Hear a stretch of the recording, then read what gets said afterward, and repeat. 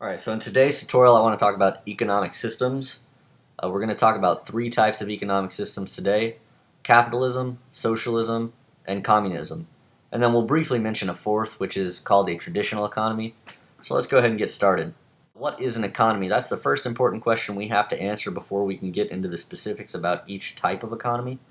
So let's answer what is an economy real quick. First of all, an economy involves a trade of goods and services. Alright, so we know that every type of economy has to involve a trade of goods and services. So when you go to the store and you buy a Coke, you're functioning as part of the economy. So we have to answer three questions when we talk about each type of economy. The first question is, what or how many goods and services are going to be created? The second is, how and who will produce these goods and services? And finally, the third question is, how will the products and wealth be distributed? So those are the three questions we're going to have to answer when we talk about each of the economic systems. Let's talk about a traditional economy. A traditional economy. Alright, this is the oldest type of economy in the world. Basically, a traditional economy is based on survival. That's the motivating factor. Alright, they're not trying to get rich in a traditional economy. They're not trying to become the next Bill Gates or millionaire or billionaire. They're just trying to survive. So it's very often based on agriculture, meaning farming. Alright, so they're farming just enough to stay alive, and not a lot of excess is produced.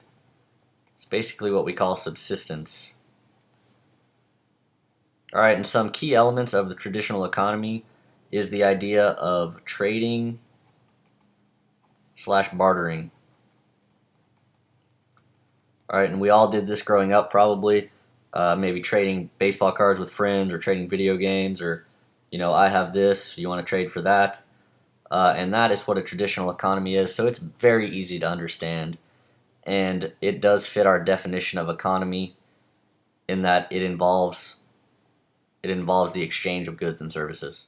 Alright, next I want to talk about capitalism. Capitalism is what we all experience here every day in America.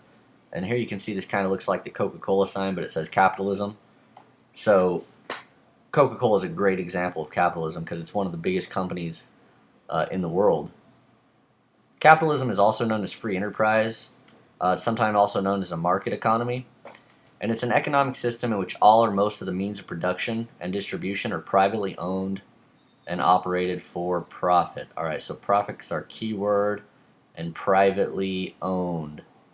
These are important aspects of capitalism and free enterprise. Again, private property is essential to the idea of capitalism. So individuals, people, can buy, sell, and own property. Okay, and they can pass it on. Okay. The idea of ownership is essential to capitalism. You have the right to keep your profits. Also, freedom of competition. Competition is vital in capitalism, and capitalism encourages competition. Okay, and then freedom of choice. People can choose where they live, work, and what they do. Okay, so freedom and capitalism often are associated with one another. So who decides what is produced? Well, we do, the people, the market. The market means the people. Alright, so if people are buying iPhones like crazy, they're going to make tons of iPhones, right? If people want Big Macs, McDonald's is going to make a lot of Big Macs. So the market, the people, are deciding what is going to be produced. Not the government, but the people. Here's a cow analogy to explain capitalism. In capitalism, you have two cows. You're going to keep one. Okay, and you're going to sell one and buy a bull. Okay, now you have a cow and a bull. Cow plus bull. Okay, and you're going to use the cow and the bull to make a whole herd of other cows and bulls, and you're going to make profit. Next economic system we're going to talk about is socialism, and it says socialism, the radical idea of sharing.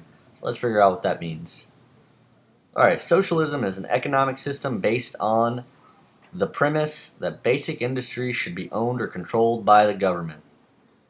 Owned or controlled by the government. So you see now, this is different than capitalism, so that resources may be more evenly distributed. So in socialism, they believe in distributing the wealth.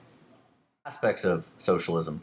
We have private ownership, just like we do in capitalism, but we also have public ownership. And the public ownership, or the government ownership, the government ownership is of vital industries or important industries, like maybe say healthcare. In socialism, some choices are limited, but the intent is to create social equality. We want everybody to be equal. Some negative aspects of socialism, according to some people, is that it reduces individual incentive. If you're going to redistribute the wealth and everybody's going to get an equal share, what incentive do I have to work hard? Why should I work hard? So that creates what we call a brain drain. People aren't living up to their full potential. Here's our cow analogy for socialism. So in socialism, you have two cows once again. In socialism, you keep one cow and you give one cow to your neighbor. So you redistribute the wealth. You redistribute wealth.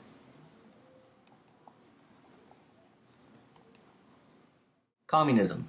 In theory, communism works.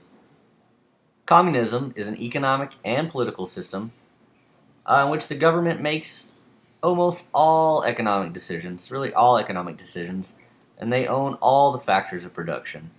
And the factors of production are like natural resources, factories. There is no business, there is no private property. The government makes all decisions. They decide what's going to be made, how much is going to be made, and who's going to make it. So communism is all about what's good for the whole, not for the individual. So some more aspects of communism. Once again, the government owns all factors of production, and the government is in charge of central planning. They control the economy. Communism is also known as a command economy. So that's important. Under communism, ideally everyone would be equal and share the wealth. That would require, of course, for the government to have no corruption and for everything to work perfectly. The cow analogy for communism. Once again, you have two cows under communism, and the government takes both cows. So the government takes both, and they give you some milk.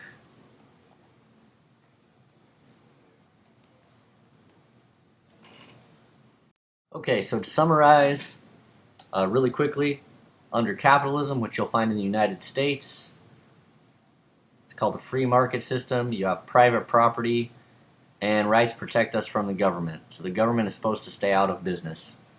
In socialism, you have a redistribution of wealth, collective ownership of some vital industries, and a larger, more invasive government. Government's more involved in business. In communism, under communism, it's a complete abolition of private property. No more private property. The government owns everything. So supposedly that means you own everything. Everybody shares under communism, ideally. What I'm trying to illustrate here is the idea of the economic spectrum. The idea that no one country has truly achieved 100% capitalism, and no country has achieved 100% communism either. They're somewhere in the middle usually. It's usually somewhere in between, somewhere on this spectrum. So let's say just a few countries that we might know a little something about. The United States is very much fits under the system of capitalism, but they also have some aspects of socialism. So you might fit them right here, right? They might be somewhere between capitalism and socialism. Whereas a country like Cuba or North Korea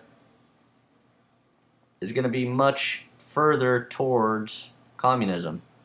But countries could fit anywhere in here, right? They could fit more towards capitalism, have no restriction, no government ownership, or they could have a little more government ownership than the United States and a little less than North Korea.